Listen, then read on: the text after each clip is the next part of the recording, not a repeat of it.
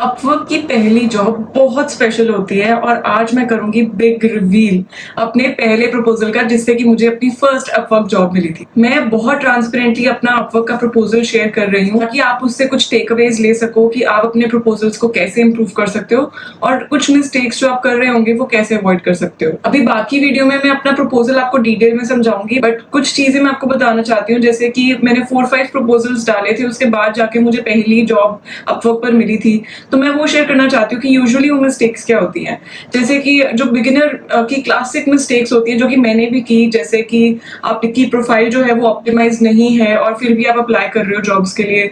Second mistake जो होती है वो ये होती है कि आप जो है बिल्कुल भी क्लाइंट की जो रिक्वायरमेंट्स उसको एक्नॉलेज नहीं कर रहे हो और प्रपोजल जो है वो कॉपी पेस्ट कर रहे हो। ये सब मिस्टेक्स जो है वो आपको अवॉइड करनी चाहिए। इसलिए स्टार्ट करते हैं टिप्स के साथ कि आप कैसे अपने नेक्स्ट प्रपोजल से नेक्स्ट अपवर्क जॉब ले सकते हैं। पहली इंपॉर्टेंट चीज जो आपको करनी चाहिए वो है प्रोफाइल ऑप्टिमाइजेशन। इसका मतलब ये है कि आपको बहुत क्लियरली अपनी स्किल्स और आपका रोल क्या है वो प्रोफाइल के ऊपर लिखा होना चाहिए। वो बिल्कुल भी वेग नहीं होना चाहिए, ऐसे नहीं होना चाहिए कि वो 2-3 चीजों का मिक्सचर दिख रहा हो। वो बहुत क्लियर कट होना चाहिए कि आप फॉर एग्जाम्पल इस टाइप की वीडियोस एडिट करते हैं या फिर आप फिग्मा के ग्राफिक डिजाइनर है, बहुत क्लियरली वो दिखना चाहिए। और आप जो है बिल्कुल इंक्लूड कीजिए टूल्स और आपकी स्किल्स क्या क्या है वो अपनी प्रोफाइल में जरूर लिखिए लिस्ट की तरह। वो सारी चीजें जो है वो आपकी ऑलरेडी तैयार होनी चाहिए। आप लोगों की और प्रोफाइल्स भी देख सकते हैं सीखने के लिए कि प्रोफाइल को ऑप्टिमाइज कैसे किया जाता है। जब आप जॉब्स के लिए अप्लाई कर रहे होते हैं तो मेक श्योर कि आप सिर्फ रेलेवेंट जॉब्स के लिए अप्लाई करें जो कि आपकी प्रोफाइल के साथ मैच करती है। आइटम नंबर 2 जो है वो है bid with in the first few hours of posting. इसका मतलब ये है कि आप देख सकते हैं कि वो जो जॉब है वो कितने घंटे पहले पोस्ट हुई थी। अगर वो मोर देन 2-3 डेज ओल्ड है तो उसके ऊपर बिड करने का कोई फायदा नहीं है। पहली बात ये कि उसके ऊपर ऑलरेडी बहुत सारे प्रपोजल्स आ चुके होंगे, तो उसमें आपकी प्रोफाइल की जो वैल्यू है वो लूज हो जाती है। इसलिए हाईली रिकमेंडेड कि फर्स्ट 4-5-6 आवर्स के अंदर अगर आप बिड करेंगे तो वो एक बेस्ट विंडो होती है अपनी प्रोफाइल जो है वो टॉप पे दिखाने के लिए। आइटम नंबर 3 ये है कि आप कंपटीशन को देखिए। Look at the competition. आप वहां पर देख सकते हैं किसी भी जॉब के ऊपर कि कितने प्रपोजल्स ऑलरेडी आ चुके हैं। तो मैं क्या करती हूँ, यूजुअली 20 to 50 प्रपोजल्स आने से पहले ही मैं जो है बिड पर अप्लाई कर देती हूँ, which is again similar two point number 2। But हो सकता है कि वो उस जॉब को काफी टाइम हो चुका है बट फिर भी उस पर कम प्रपोजल्स हैं, आप तब भी अप्लाई कर सकते हैं। तो एटलीस्ट दोनों में से कोई एक आइटम आपके फेवर में हो। ऐसा नहीं होना चाहिए कि उसको ऑलरेडी 3 दिन हो चुके हैं और उसके ऊपर 100 प्रपोजल्स आ चुके हैं और तब आप बिड कर रहे हो, क्योंकि तब आपके चांसेस जो है वो बहुत ही कम रह जाते हैं क्योंकि आप बहुत सारे लोगों के साथ कम्पीट कर रहे हैं। टिप नंबर 4 जो है वो है एक्नॉलेज कीजिए क्लाइंट की रिक्वायरमेंट क्या है, उसको आप अपने प्रपोजल में इंक्लूड कीजिए। अगर क्लाइंट ने जॉब में डाला है कि मुझे इस चीज के लिए नेक्स्ट पर्सन चाहिए है, कोई फ्रीलांसर चाहिए, तो आपको वो बताना चाहिए कि मैंने ये देखा कि आपके रिक्वायरमेंट्स जो हैं उसमें ये चीजें आपको चाहिए हैं तो मैं ये चीजें देती हूँ। तो आपको वो चीज जो है वो उसको आइटरेट करके लिखना चाहिए, उसके कुछ एग्जांपल्स शो करने चाहिए। नंबर 5 आइटम ये है कि अपने बारे में जेनेरिक इन्फॉर्मेशन जो है वो कॉपी पेस्ट मत कीजिए।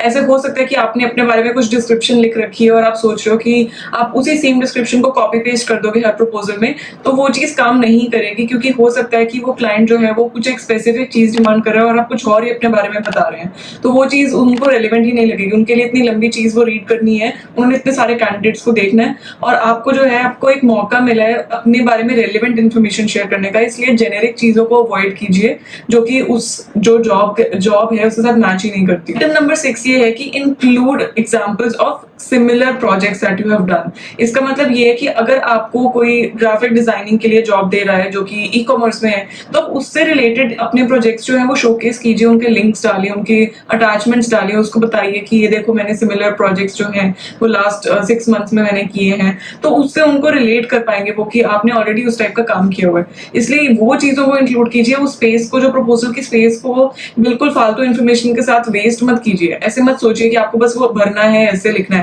वो आपको एक मौका मिला है अपने बारे में रेलेवेंट इन्फॉर्मेशन शेयर करने का। एंड फाइनली जो मेरा हैक है वो ये है कि ask for a call. Client को एंड में आप बोलिए कि मेरे पास आपके लिए कुछ आइडियाज हैं, मैं आपके साथ डिस्कस करना चाहता हूँ या फिर डिस्कस करना चाहती हूँ कि आप इस प्रोजेक्ट को कैसे कर सकते हैं, तो मेरे पास कुछ आइडियाज हैं, let's get on a call, आप बताइए आप 2 घंटे में फ्री हैं या नहीं। तो उस तरीके से आप प्रॉम्प्ट करते हैं क्लाइंट को भी एक्शन लेने के लिए। तो अगर आप वो ट्राई कर सकते हैं, अगर आप कॉन्फिडेंट हैं तो जरूर कीजिए, क्योंकि बहुत कम फ्रीलांसर्स जो है वो इतने कॉन्फिडेंट होते हैं कि वो क्लाइंट के साथ डायरेक्टली जो है फर्स्ट टाइम में कॉल रखना चाहेंगे। तो चलिए अब देखते हैं मेरा प्रपोजल कैसा था और उसको ब्रेक डाउन करते हैं। तो आप ये देख सकते हैं कि जॉब पोस्टिंग के अंदर एक बहुत ही छोटी सी जॉब डिस्क्रिप्शन थी, जिसके अंदर उन्होंने क्लियरली बताया था कि उन्हें एक पीएम चाहिए। और जब मैंने प्रपोजल लिखा तो मैंने फर्स्ट सेंटेंस यही लिखा कि looking at the job description, मुझे ऐसा लगता है कि आपको ये चीज चाहिए, तो ये चीज आप इंक्लूड कर सकते हैं। उसके बाद मैंने अपनी कुछ स्किल्स, रेलिवेंट स्किल्स और टूल्स जो है वो बताए हैं। उसके बाद मैं ये बोल रही हूँ कि मुझे आपसे और बात करनी है, ताकि मैं इस बारे में भी आपसे डिस्कस कर सकूं कि इसका टीम स्ट्रक्चर क्या बैठेगा, इसके कोटेशन क्या होगी, इसमें कितना टाइम लगेगा।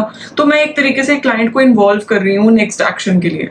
और फिर आप देख सकते हैं, फिर मैंने अपने बारे में कुछ इन्फॉर्मेशन जो है वो इंक्लूड की है, और उसके अंदर भी मैंने बहुत ही टू द पॉइंट चीजें रखी हैं। उसमें मैंने ऐसे प्रोजेक्ट्स के बारे में नहीं बताया जो कि इसके साथ रेलिवेंट ही ना हो। मैंने बिल्कुल जो एक्चुअली में उसके साथ बैठते हैं, फिट बैठते हैं इस डिस्क्रिप्शन के साथ, मैंने वही प्रोजेक्ट्स जो है वो अपने एक्सप्लेन किए। और फाइनली क्योंकि मेरा अपवर्क पे कोई भी प्रोजेक्ट्स वहां पे एडेड नहीं थे, कोई टेस्टिमोनियल्स नहीं थे, इसलिए मैंने अपना लिंक्डइन का जो है लिंक दे दिया था उनको दिखाने के लिए कि मैंने ऑलरेडी क्या क्या काम किया हुआ है। आप गिटहब भी लगा सकते हैं, अगर आप Behance पर हैं तो आप Behance का लिंक भी दे सकते हैं।